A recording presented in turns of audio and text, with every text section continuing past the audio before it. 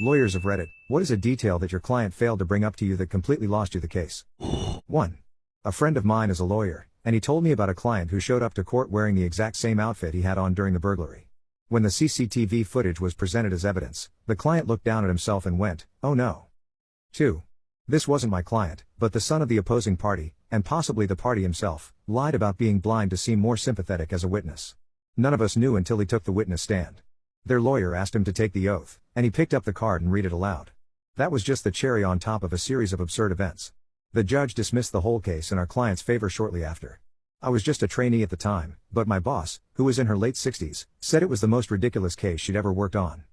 3. We had a case with a woman who claimed the dry cleaners ruined her expensive fur coat. The coat was damaged, but the dry cleaners argued the stains were already there. The judge ordered an expert opinion, and the lab results showed the coat had traces of cocaine and other illegal substances. This led to a raid on her home, where her husband was convicted after police found several kilograms of substances. 4. I was in a hit-and-run accident where my leg was seriously injured. The driver was caught. It turned out to be a rich kid driving his mom's convertible Porsche. He denied everything.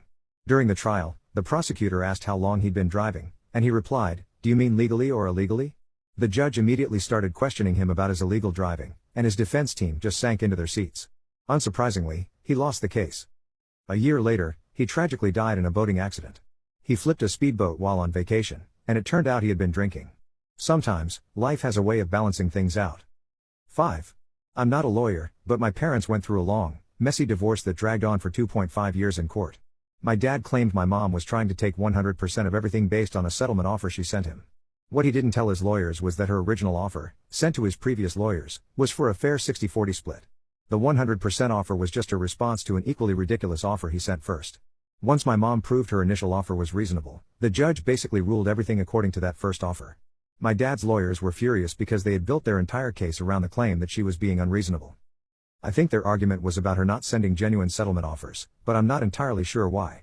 My dad's real goal wasn't to win, it was just to drag out the fight. But that original offer exposed his lie to the judge, and the rest of the process went very quickly after that. 6. Not my story, but my mentor's. This is a classic example of why you should never ask a question in court if you don't already know the answer.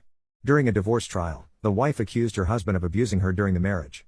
My mentor's client whispered to her that it was absolutely not true. So, on the stand, my mentor asked, "At any point in the marriage, did you lay your hands on your wife?" He replied, "One time we were having an argument, and I held her down on the couch until she stopped arguing with me." What? My mentor said it felt like watching a train wreck in slow motion. The client had never mentioned this before, and somehow, in his mind, it wasn't abuse. The judge ended up awarding the wife a lot more money as a result, and the husband was completely confused. My mentor, on the other hand, was fuming.